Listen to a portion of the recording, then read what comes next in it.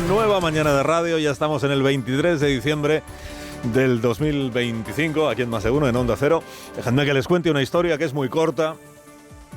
Morgan Robertson se hizo escritor porque era corto de vista. Llevaba 10 años dedicado a tallar joyas, cuando sus problemas de visión le animaron a dedicarse a una actividad que requiriera de menor precisión visual, o sea, de tener menos ojo. Como antes de ser joyero había sido marino mercante, pues se lanzó a escribir historias sobre barcos. Y en una de ellas imaginó un transatlántico de 3 hélices, con capacidad para más de 2.000 pasajeros, cruzando el Atlántico de Nueva York al Reino Unido. La embarcación más grande creada por el hombre, ¿no? Inmune a las tormentas y a las mareas. Insumergible. Y llamó a ese transatlántico imaginario Titán. Imaginó al vigía gritando de noche y en medio de la niebla: ¡hielo! ¡Hielo a la vista!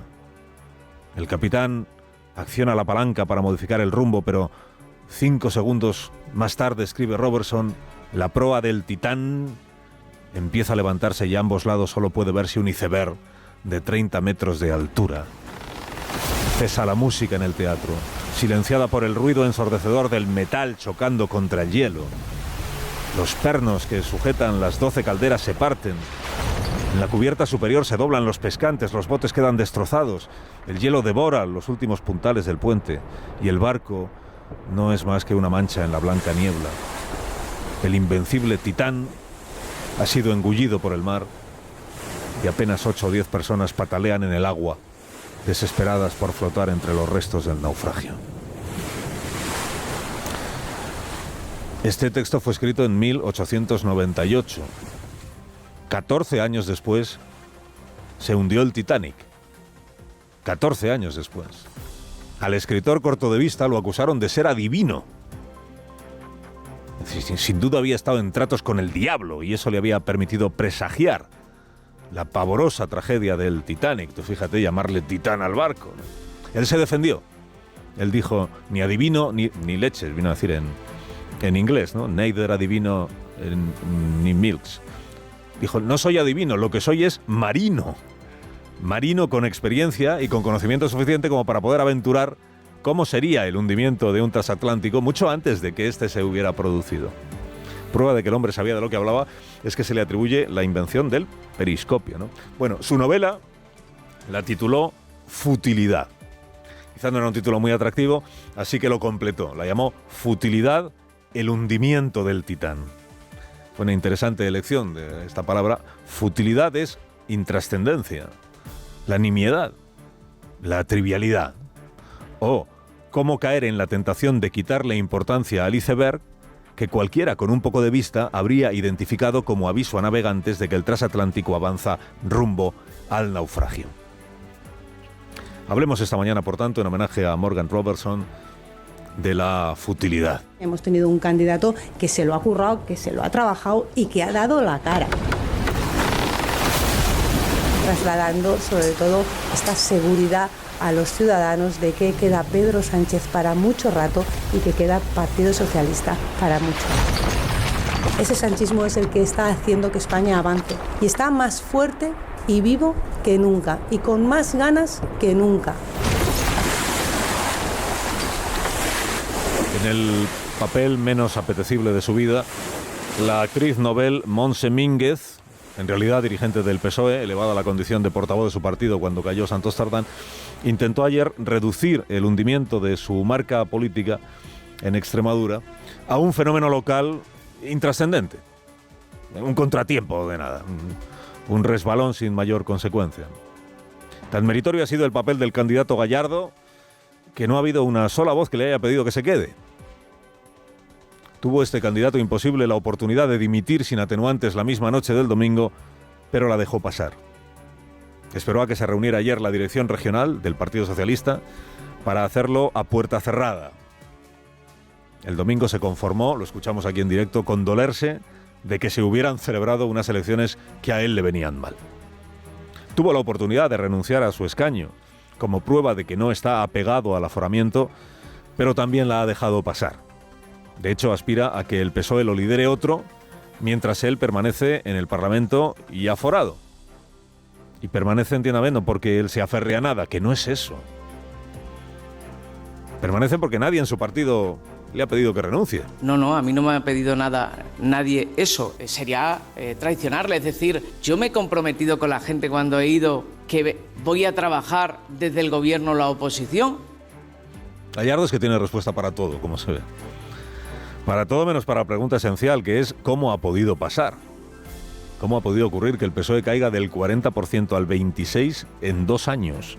¿Cómo explica que el PSOE haya sido superado por Vox en Badajoz, la ciudad más habitada de Extremadura? Ayer se personó Rodríguez Ibarra en la Ejecutiva Socialista extremeña para intentar abrir allí un debate que en otro tiempo habría sido visto como muy razonable, pero que hoy es visto como una marcianada. ¿Cuál es el debate? Pues el debate es si no le conviene al PSOE, visto lo visto, ofrecerle al PP una negociación para facilitar la única investidura posible, que es la de María Guardiola, pero poniéndole condiciones que la comprometan a hacer políticas más parecidas a las que haría el PSOE y desde luego nada parecidas a las que ansía Vox. En otros tiempos este habría sido un debate bastante previsible. Condicionemos la investidura para que las políticas que se hagan en Extremadura se parezcan más a las nuestras que a las de aquellos de allí. Hoy, sin embargo, no habrá debate, porque en el socialismo hegemónico algo así, una propuesta como esta, se percibe como una marcianada propia de un señor mayor, bien poco sanchista, que total solo ganó las elecciones tropecientas veces en Extremadura. Una cosa es que te usen como reclamo en la campaña electoral y otra que de verdad vayan a tomarte en serio, Juan Carlos.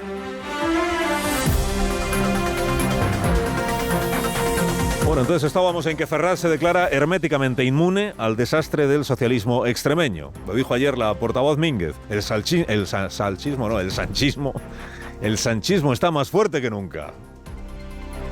Lástima que no ofreciera un solo dato para sostener una afirmación tan inexacta, digamos, por no decir tan abiertamente falsa, que nadie, ni siquiera en el entorno inmediato del presidente encapsulado, se atreve a decir en serio que el sanchismo hoy está mejor que nunca. Lo más que dicen es que está. Y que aspira como Gallardo a permanecer de una manera o de otra, ¿no? El transatlántico se proclama insumergible mientras va perdiendo la cuenta de las vías de agua que tiene abiertas ya. El día siguiente al hundimiento de su barco en Extremadura, el capitán Sánchez, fingidamente ajeno y sin orquesta, interpretó en el plasma de la Moncloa un sentido solo de violín. El gobierno de coalición progresista afronta esta etapa con ganas, con energías renovadas, con las pilas cargadas y dispuesto a pelear por sacar adelante cada iniciativa con voluntad de diálogo y con humildad. Tocó el violín el amo del barco mientras deslizaba uno de sus legendarios pronósticos. Del autor de Gobernaremos Extremadura. Nosotros el 21 de diciembre les vamos a ganar las elecciones y vamos a tener un gobierno socialista. Llega ahora Pilar Alegría, será la próxima presidenta de los aragoneses. Y quiero, por tanto, también desearle todo lo mejor en las altas responsabilidades que le esperan en un futuro muy cercano en su tierra, Aragón. Altas responsabilidades que esperan a la ministra Alegría. Según las encuestas, lo que le espera es liderar la oposición, que en realidad lidera desde Moncloa el propio Pedro Sánchez. En favor del presidente y de su reacción silente al voto de los extremeños, dice, total, solo era Extremadura, porque va a tener que comentar en público nada. En favor del presidente, en realidad, no se ha escuchado una sola voz, más que la voz del sanchismo. Claro. El único socialista que aún consigue mayorías absolutas, José García Page, ha pedido terminar ya con el autoengaño. Sobran excusas. Fabricamos y inventamos excusas permanentemente, sobran coartadas, sobra autoengaño y falta autocrítica. El socio del gobierno, Izquierda Unida, ve al presidente Sánchez parado y sin iniciativa. No es hora del manual de resistencia, sino del manual de acción. El aliado del gobierno, Esquerra Republicana, le censura por ignorar lo ocurrido y seguir abrazado al discurso este de ¡ay, que viene la derecha! Pues ya ha venido. Y el ex socio y ex gobierno, que es Podemos, le tacha ya de fábrica de ultraderechistas. El gobierno de España es una fábrica de ultraderechistas que nos va a echar, que nos está echando ya en brazos de Partido Popular y de Vox. Hombre, Vox ya creció bastante cuando Podemos estaba en el gobierno. Y cuando Podemos predicaba cada día el peligro de la ultraderecha. Pero ahora toca decir que el fabricante de ultraderechistas es el gobierno de ahora, que es en el que no está Podemos. patrón de conducta del presidente Sánchez en realidad siempre ha sido el mismo. En 2015 encajó un pésimo resultado en las urnas, en elecciones generales, y su respuesta fue reivindicarse como necesario para encarar la amenaza que afrontaba no solo España, sino el conjunto de Europa. Un fenómeno que recorría el mundo y que explicaba, decía Sánchez entonces, que el PSOE estuviera sufriendo en las urnas. Dices que era la ultraderecha. O sea, hace 10 años ya advertía el presidente contra la ultraderecha. No. Hace 10 años el gran peligro para Europa y para los españoles, según Sánchez, no era el fascismo, sino el populismo, que era, como Sánchez llamaba, a Podemos y a los nacionalismos. El populismo, es como les llamaba antes de encamarse con ambos, quiero decir. El populismo de izquierdas y el populismo nacionalista. Ese era el verdadero riesgo y los venció a los dos, pues abrazándolos como socios necesarios para alcanzar el gobierno. Esta es palabra de Judge Peter, el presidente antes de ser presidente, en su manual de resistencia. Dijo, tenemos que comprender las razones de quienes se sienten defraudados por los políticos incapaces y corruptos antes de que los ciudadanos se echen definitivamente en brazos del populismo. La tristemente célebre orquesta del Titanic se veía a sí misma como un conjunto heroico, aguantando el tirón mientras el barco se partía en dos y acompañando con su música el trasiego de los pasajeros subiéndose a los botes salvavidas.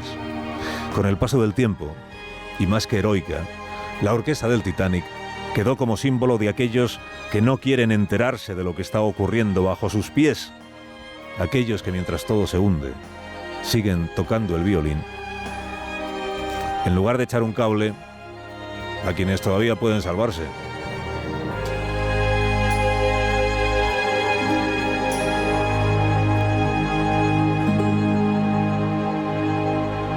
Más de uno. Onda Cero. Carlos Alsina.